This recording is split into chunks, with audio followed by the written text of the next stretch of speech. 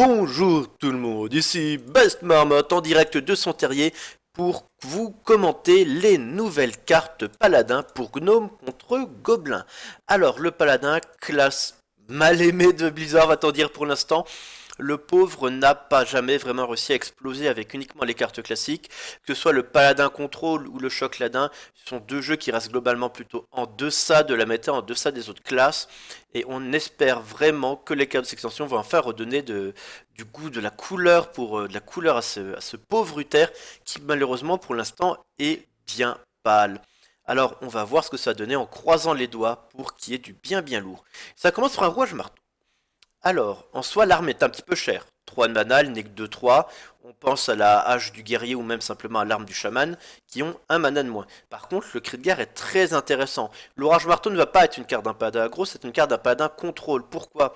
Parce qu'on l'imagine que ça va être une carte qu'on va plutôt jouer en fin de partie, parce que je me je sais pas, par exemple, avec un gardien des rois. Quand on a que ça sur le board, un petit gardien des rois, du coup, hop, une 5-6 qui est du coup bouclé des 20 et protection, provocation, c'est très intéressant.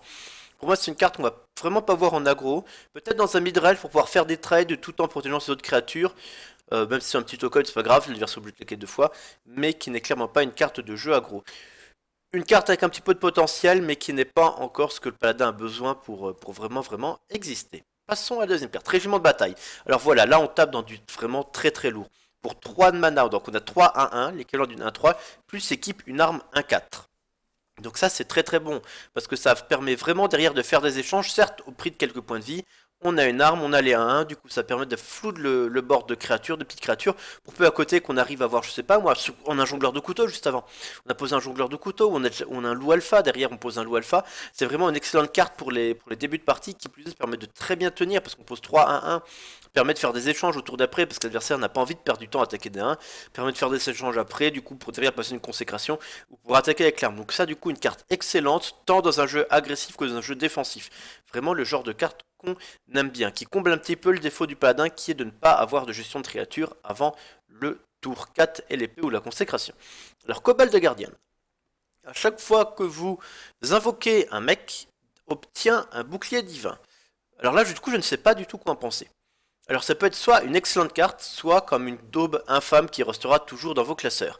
Pourquoi? Est-ce que en fait la seule question c'est va-t-on réussir à avoir assez de mecs viables pour les jouer et pour du coup pouvoir jouer cette carte? Pour que du coup il y a 7 mecs dans un jeu, il faut qu'on ait 8 cartes mecs. Pour que le Cobalt Guardian soit rentable, il faut qu'on en ait entre 8 et 10. Est-ce qu'on va réussir à en avoir assez qui sont plus intéressantes que d'autres cartes? C'est pas dit, c'est à voir. Après, au niveau des stacks, 6-3 pour 5, c'est tout à fait bon. Surtout si on arrive à lui donner bouclier diva en boucle. Ou dans le même tour, on le pose. C'est une carte à tester. Vraiment, c'est une carte qui peut être bien comme complètement naze. Alors, Scarlet Purifier. Wouhou! Champagne. Alors, cri d'agonie, je veux dire. Entre les deux. Donc, cri de guerre inflige 2 points de dégâts à tous les minions avec le râle d'agonie. Et ça, c'est exactement ce qui manquait. Des cartes qui vont contrer les râles d'agonie, les cartes qui vont contrer les os ou les chasseurs de râle d'agonie. En plus, on voit les stats 4-3 pour 3, c'est ce qu'on soigne mieux. Donc vraiment une carte très bonne dans un paladin. Même contrôle qui va lui permettre de mettre une pression à côté. Ça va permettre de clean tous les petits gnomes lépreux, je sais pas, moi les tifseuses, les amasseurs de butin, toutes les cartes sont vraiment embêtantes. Après, le défaut, c'est que ça va aussi tuer l'AF, ça va aussi tuer la rampante, du coup, on va avoir des petites pop d'un 1. Ça permet vraiment un très bon clean de board, mettre une pression en même temps sur la table, vu des stats. C'est vraiment une excellente carte pour le paladin, vraiment très bon. Ensuite, on attaque le Quartermaster, qui dit qu'en cri de guerre, donne +2/+2 à toutes vos recrues de la main d'argent. Alors, les recrues de la main d'argent, c'est les cartes qu'on met avec le pouvoir héroïque du paladin, et c'est également les cartes que l'on met avec le sort qu'on a vu juste précédemment, qui met 3-1-1. Du coup, c'est une excellente carte. Les stats, par contre, de la carte sont pourries. De 5 pour ça, que c'est vraiment très en deçà de ce qu'on fait. D'habitude, pour ça, on a des 3-6, on a des 5-4. Donc là, il lui manque 2 points de stats. Par contre, dès qu'on arrive à voir, on le met dans le même tour, je sais par exemple au tour 8, avec le sort qu'on voit avant, ça nous permet d'avoir une 2-5 et 3-3-3.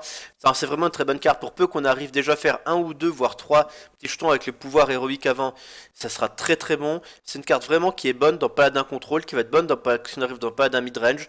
Vraiment une excellente carte qui permet enfin au paladin de pouvoir créer un build rapidement, de créer une pression rapidement, parce que ce qui manque au paladin, c'est de pouvoir créer une pression avec peu de choses.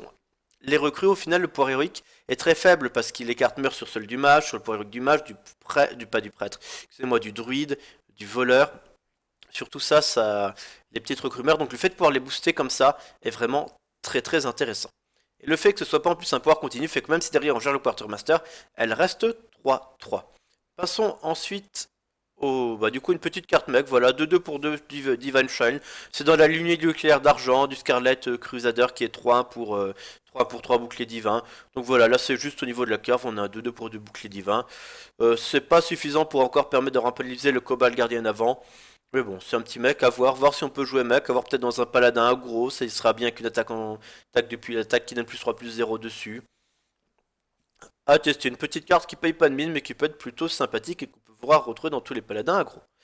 Alors, Seal of Light, ça c'est une carte excellentissime, donc restaure 4 points de vie et donne plus 2 d'attaque à votre héros à ce tour. Excusez-moi. C'est exactement ce que le paladin avait besoin, que le paladin contrôle les besoins, c'est une gestion de créature. Le paladin, pour l'instant, en fait, c'est gestion de créature, ça va être humilité, garde-pédale d'or, consécration, ça va être l'arme, mais que des cartes assez chères ou qui ne gèrent pas entièrement une créature. Là, par contre, c'est top. Vous vous soignez et en plus, vous pouvez attaquer une créature.